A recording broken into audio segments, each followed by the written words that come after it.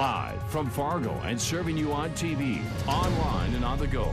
This is Valley News Live 10 at 10. There are new developments in the Jacob Wetterling case as people across the world continue to show support for his grieving family. Good evening and thank you for joining us. Mike has the night off. Sources say Jacob was buried with some of the same clothes he was wearing when he was kidnapped. Lou Ragoose has the story.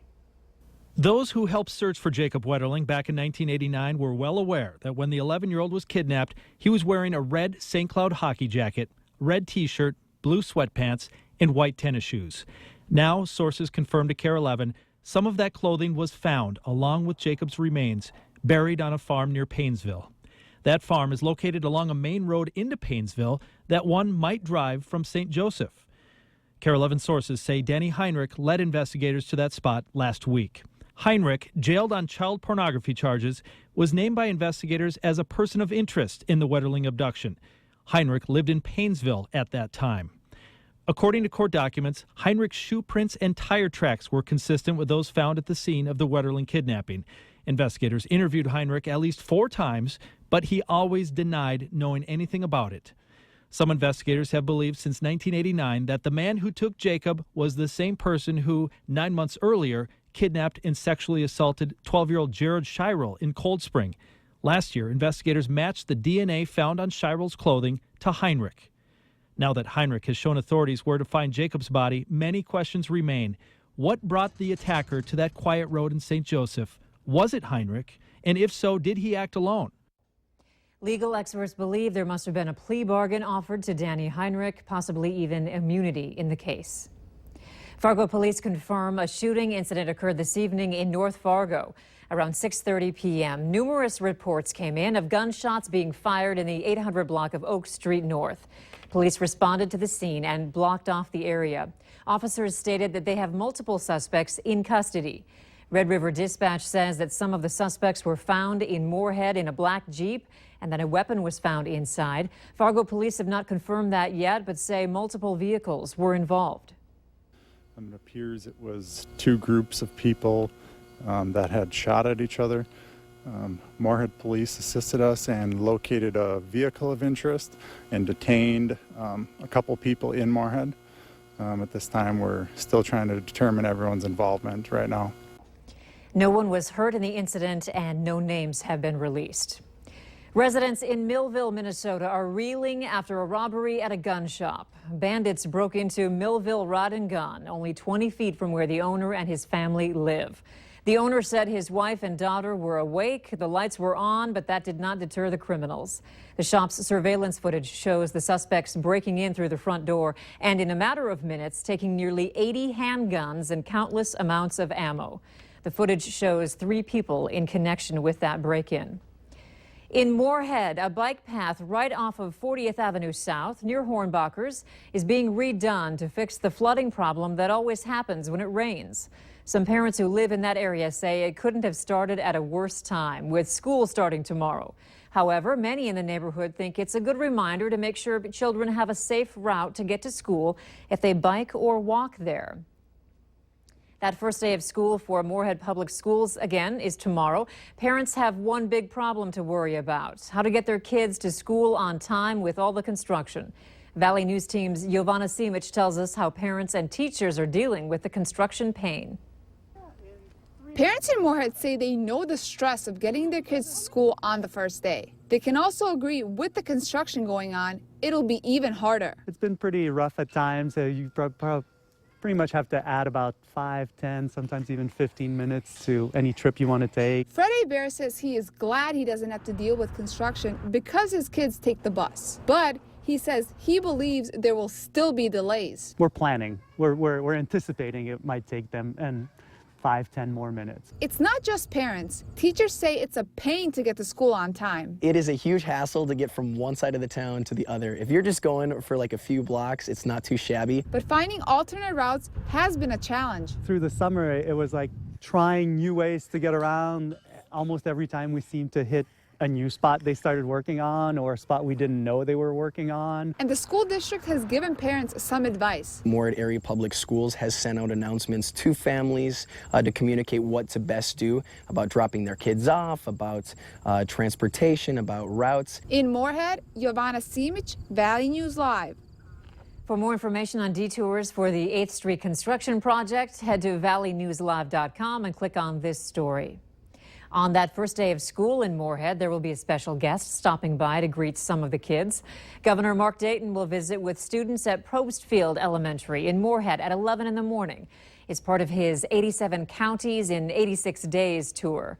After his stop in Clay County, he'll head to Monoman County to meet with White Earth Nation tribal leaders and county commissioners. On Wednesday, Governor Dayton will meet with Otter Tail County officials and business and community leaders at Wadena Community and Technical College. He expects to finish the tour in late October. Thousands of Twin Cities nurses have walked off the job. Around 7 this morning, nurses began protesting against Allina Health. Their issues include health insurance, workplace safety, and staffing levels. They're calling the strike open-ended, meaning they're not sure how long it will last. Negotiators for Allina Health and the Minnesota Nurses Association spent hours hashing out issues on Friday, but they could not reach an agreement. Valley News Live 10 at 10 continues with no wait weather. And it felt a little like fall today. We couldn't get out of the clouds, and it was pretty cool. Temperatures only in the 60s out there. And then, lo and behold, more rain moving through. Yeah, we have some rain still mainly to our south and to our east, but we still can't get rid of that system that came through yesterday. That is still around. Let's take a look at that tower cam time lapse from this morning. There was the fog that we saw in the Fargo area. And we got mainly cloudy skies after the fog burned off, but the wind was pretty light from the north, and that kept us cool and mainly dry into the Fargo area.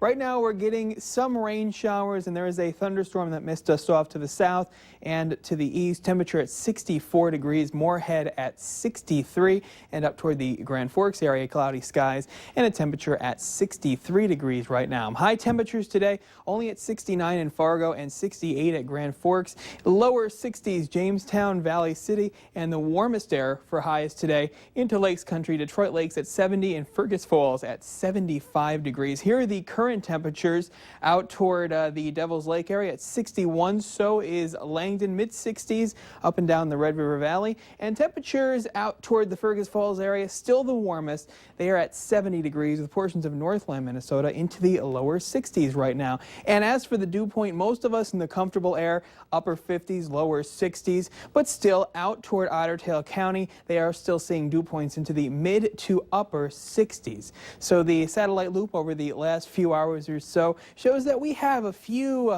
passing showers up toward the Pembina County area, a few lightning bolts up there, but the main activity has just crossed over from Ransom County into portions of Cass and Clay County right now, as a thunderstorm is now pretty quickly moving. It moved to the south of Fargo and is now just to the east of the Barnesville area, approaching Detroit Lakes right now. We saw just brief heavy rain, some lightning, and some small hail with this storm. It's going to continue to work its way off to the east, riding along a cold front that came through and just stalled off to our south and to the east.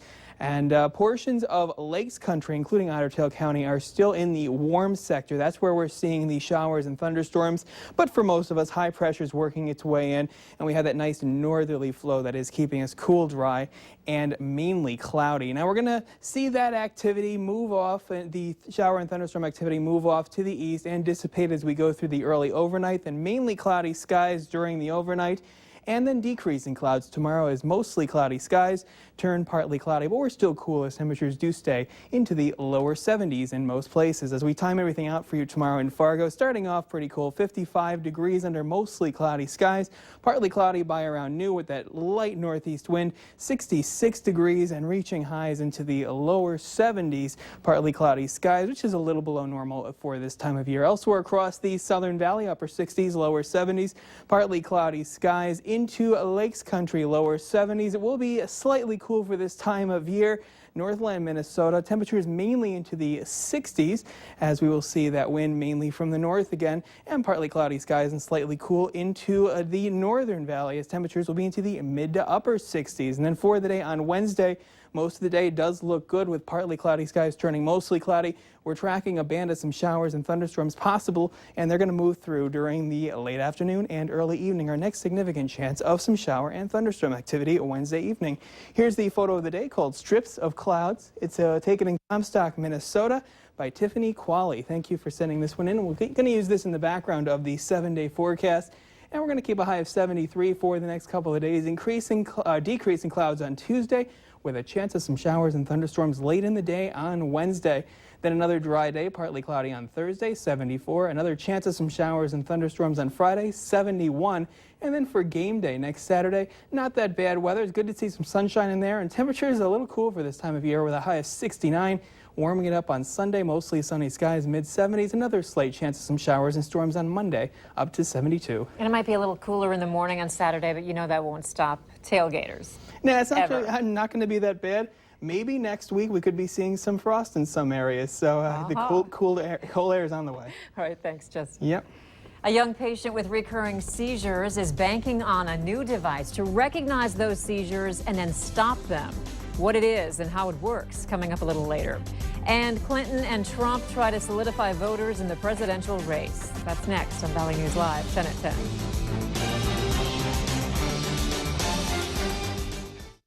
You're watching Valley News Live on TV, online, and on the go.